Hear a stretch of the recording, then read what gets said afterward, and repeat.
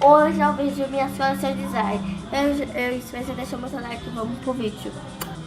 Então, tem esse slime é separante, é tipo água, porque eu botei muito boricado e não tive corante.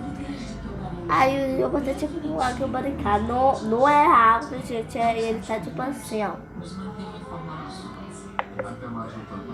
É um slime, porque eu tirar, a gente fica grudando na minha mão. Porque é muito grudento, então eu vou beber. Mentira, gente, é slime. Esse é a primeira, agora. Gente, eu pessoal desse slime, viu? Agora vamos pros dois.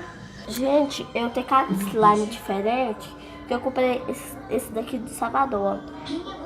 É tipo um espelho. É tipo do Japão, gente. Aí eu vou apertar já. Viu? Vamos pro outro.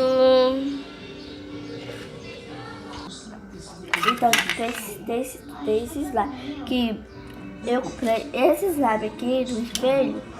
Tô pra entender. Gente, eu tenho só esse slime. Eu faço parte 2 porque eu tenho 16 slime, né, irmão? Gente, ela vai fazer um canal pra ela.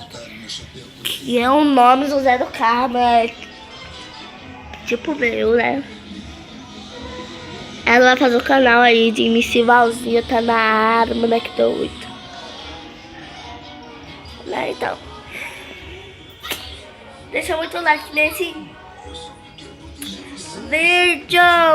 Beijo, meus amores.